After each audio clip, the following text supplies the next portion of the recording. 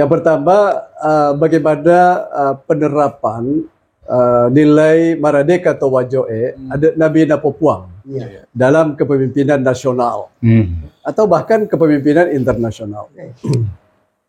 Jadi pada dasarnya bahasanya kan ini artinya tadi Maradeka atau Wajoe artinya merdeka, orang Wajo itu memiliki kebebasan dalam bertindak, dalam berkata,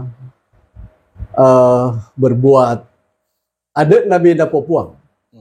Artinya dia harus taat pada aturan. Jadi hukum yang dipertuan, aturan yang dipertuan. Siapapun itu, termasuk raja harus taat pada hukum. Dan ini yang kita lakukan sekarang di Indonesia ya. Jadi siapapun itu harus taat pada hukum. Dan itulah yang ada di negara maju juga. Negara maju itu ya artinya kita bisa menghukum presiden gitu ya. Atau mantan presiden kalau dia memang berbuat salah.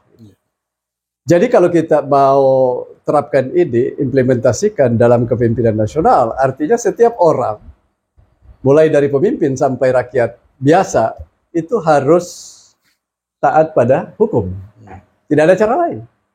Jadi taat pada hukum ini yang kita sudah sepakati bersama, itu harus kita ikuti gitu. Harus jadi komitmen bersama untuk taat pada hukum. Jangan aturan ini, hukum yang kita buat itu hanya untuk orang-orang di bawah gitu kan. Istilahnya tajam ke bawah, tumpul ke atas. Jadi kalau dalam ini sekaligus juga bisa jadi closing statement sebenarnya, bahwa nilai-nilai yang ada di Bugis ini, nilai luhur yang ada di Bugis ini adalah hukum itu tajam ke atas, tajam ke bawah, tajam ke samping kiri maupun ke samping kanan. Jadi tidak ada terkecuali, tidak ada orang terbebas dari hukum. Bahkan raja pun sendiri menghukum dirinya sendiri. Kalau memang itu belum ada yang namanya belum tertuang dalam hukum adat. Nah, oleh karena itu kita mengenal di falsafah Bugis dan budaya Bugis, dia katakan begini: rusak taro arum, batal ketetapan raja, dan rusak taro ada, tak batal ketetapan adat. Adat itu semacam pangadereng ataukah bisa bermakna anggota-anggota dewan ini, ketetapan adat. Batal ketetapan rusak taro ada, terrusak taro anam.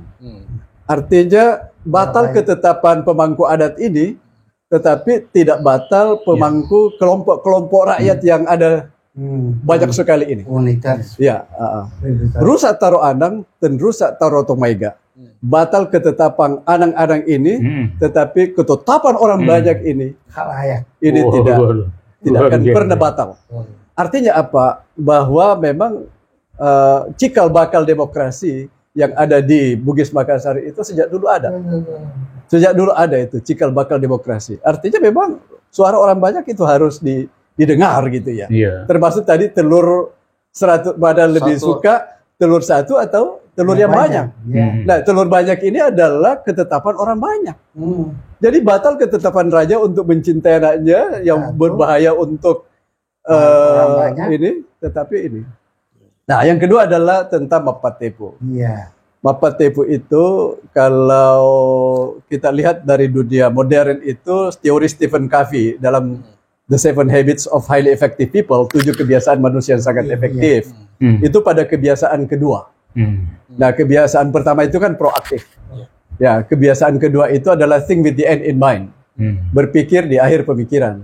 Artinya, seperti mengelola negara ini, pemimpin itu sudah ada blueprintnya. 5 tahun ke depan ini Indonesia seperti apa? Jadi presiden dan menteri-menteri kita ini sudah harus bisa menggambarkan seperti apa bangsa ini 5 tahun ke depan. Jadi harus visioner. Jadi harus visi, harus ada visi. Itulah sebabnya itu dalam budaya Bugis ada bahasa letuk memeno munapalau. Artinya lihatlah dirimu sudah sampai di tempat tujuan, baru jalan. Kalau dalam bahasa arsitek itu, blueprint rumah kita itu sudah jadi, berapa kamarnya, di mana letaknya, baru mulai membangun. Jangan membangun sembarangan tanpa suatu perencanaan yang matang gitu kan. Jadi harus selalu dengan perencanaan yang matang. Ya, jadi semuanya harus by design gitu. Kemudian ada lagi falsafahnya begini. Warakemema ni dalekmu, munapalau masapat dalek. Artinya lihat dirimu itu sudah memperoleh apa yang kau inginkan. Baru jalan gitu ya. Ya baru jalan. Ini sama dengan kalau Ronda Birne itu mengistilahkannya dengan The Secret, itu Law of Attraction. Jadi hukum tarik menarik. Jadi luar biasa memang ini ada falsafahnya orang Bugis Makassar ini. Itu istilahnya tadi itu mapatepo. Artinya kita harus punya visi ke depan untuk membayangkan apa yang akan terjadi secara eksak. Jadi bukan hanya meraba-raba begitu ya, tetapi sudah pasti bahwa apa yang ingin kita lakukan itu besok itu sudah pasti. Dan ini cocok dengan Al-Quran loh ini sebenarnya. Ada dalam Quran, ya ayyuhallazina amanu taqullah wal tanzur nafsum ma qaddamat ligat wattaqullah innallaha khabirum bima ta'malun. Itu ada dalam Al-Quran. Itu dikatakan bahwa bertakwalah kepada hai orang beriman, bertakwalah kepada Allah.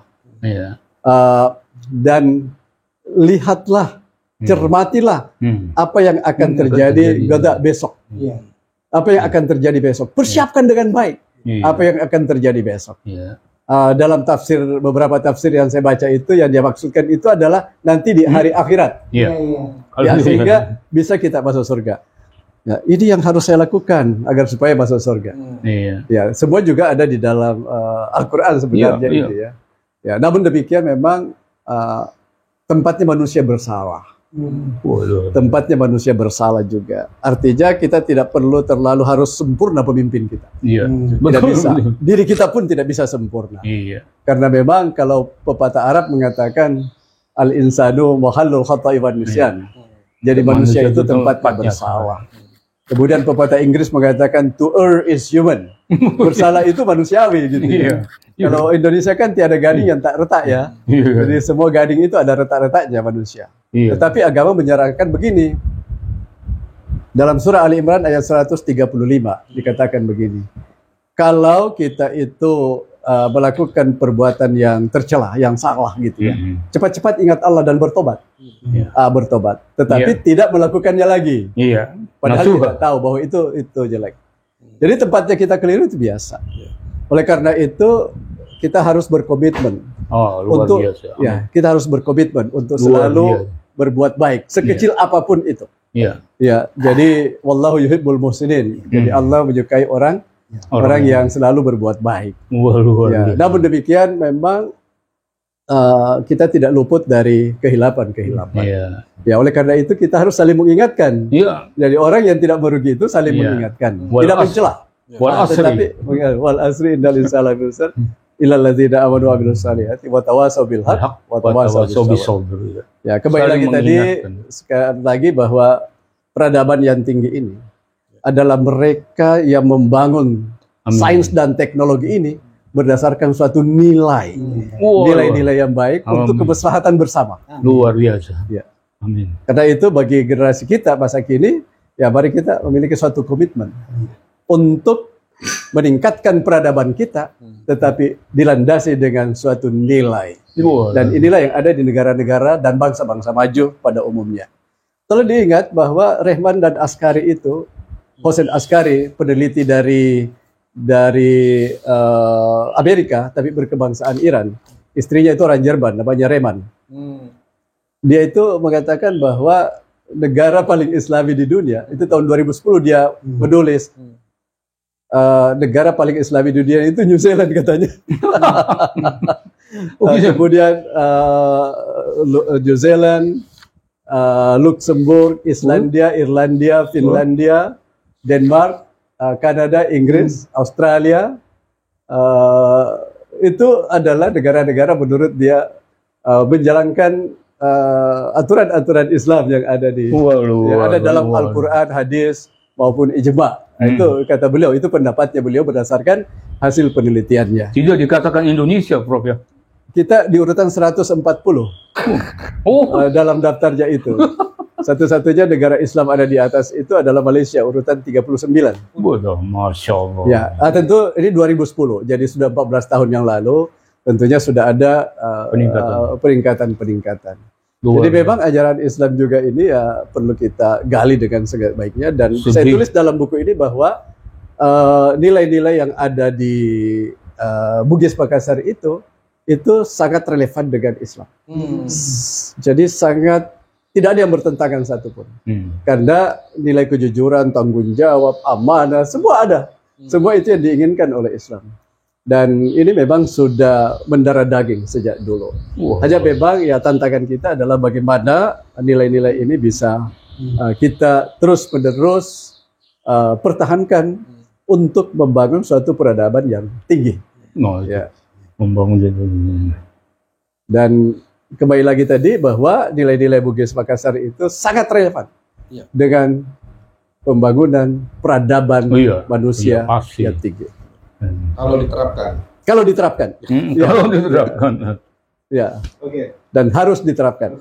Ya, harus diterapkan. Harus. Karena itu tugas kita adalah bagaimana kita saling mengikatkan. Ya, saling mengingatkan. Dan menjadi pendidik untuk itu semua. Boleh. Padahal Al-Quran sudah memberikan teguran wal asri ya, Bro. Saling mengingatkan kepada jalan kebaikan. Betul. Iya. Itulah orang yang beruntung itu ya. Iya, itu membuat orang yang beruntung. Dan semoga kita semua menjadi orang yang beruntung. Amin. Dunia dan akhirat. Amin.